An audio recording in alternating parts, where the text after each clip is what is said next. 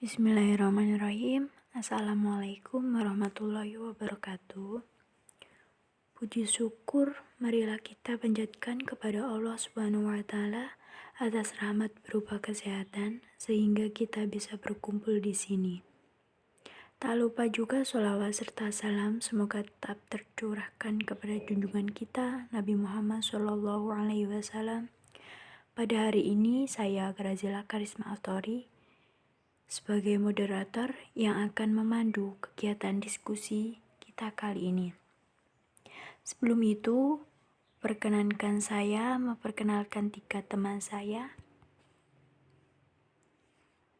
yaitu Fatih Eko Saputra, Hidayatul Izzati, dan Hoirun Nisa. Baik, poin pertama akan disampaikan oleh saya sendiri. Di sini kita akan membahas tentang dewasa. Apakah dewasa itu? Dewasa ialah orang yang bukan kanak-kanak lagi, telah menjadi pria atau wanita seutuhnya.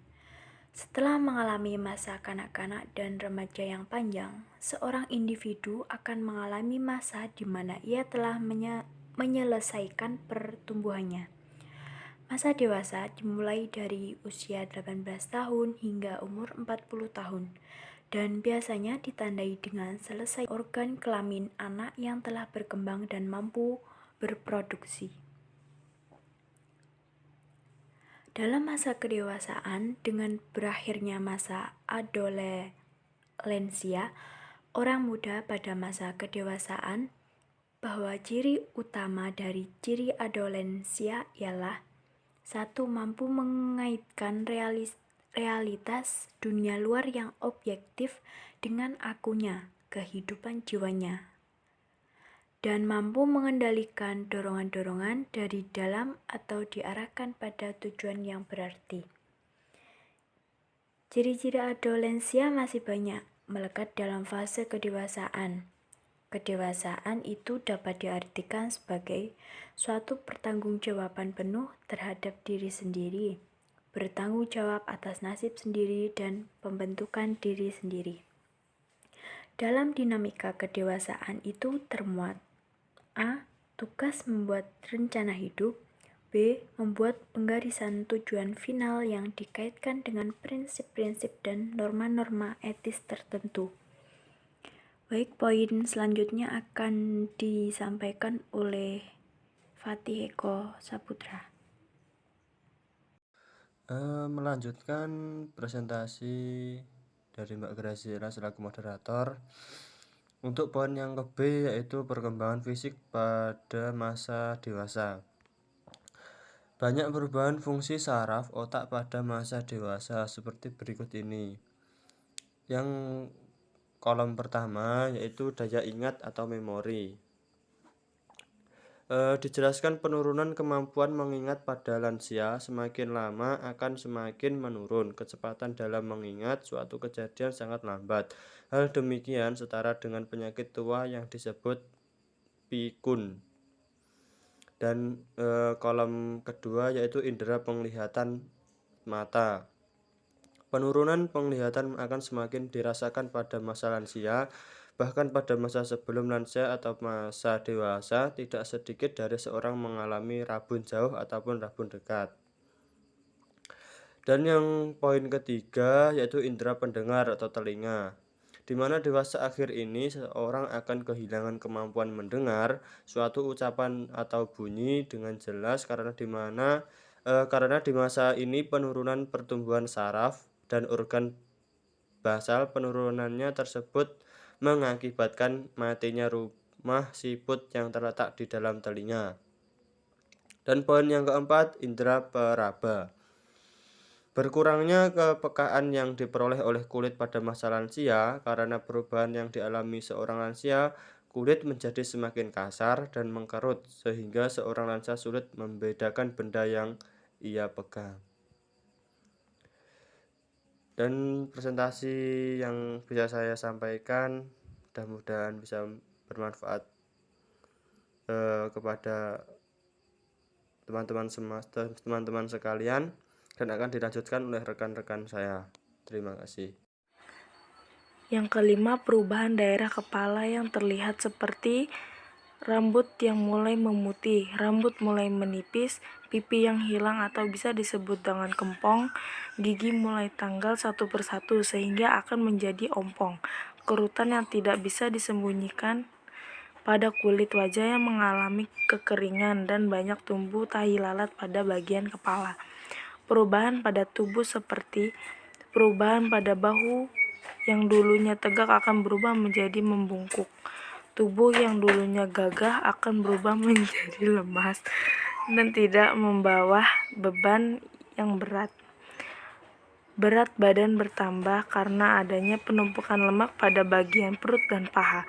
Perubahan kulit pada tubuh seorang lansia sama halnya dengan kulit pada wajah yang mengalami kerutan. Yang ketujuh, perubahan pada persendian. Menurunnya fungsi dan anggota gerak ini akan berakibat melemahnya seorang lansia untuk melakukan banyak aktivitas dan kaki menjadi berat untuk berjalan. Perubahan lain terjadi pada kuku tangan dan kuku kaki pada seorang lansia. Perubahan dari kedua kuku yang semakin menebal, mengeras, dan mengkapur. Yang kedelapan, perubahan pada kesehatan usia sama dengan lansia ditandai dengan menurunnya fungsi fisik secara umum dan memburuknya kesehatan seorang lansia. Masalah kesehatan yang terjadi pada masa lansia diantaranya mudah lelah, telinga berdengung, sakit pada otot, pusing-pusing biasa, sakit pada lambung, serta insomnia. C. Perkembangan kognitif masa dewasa. Isu mengenai penurunan intelektual selama tahun-tahun masa dewasa merupakan suatu hal yang provokatif. David Webster yang mengembangkan skala intelijensi menyimpulkan bahwa masa dewasa dicirikan dengan penurunan intelektual karena adanya proses penuaan yang dialami setiap orang. 7 tahapan tentang kehidupan perkembangan kognitif menurut K. Werner-Sky. 1. Tahap pemerolehan. 2.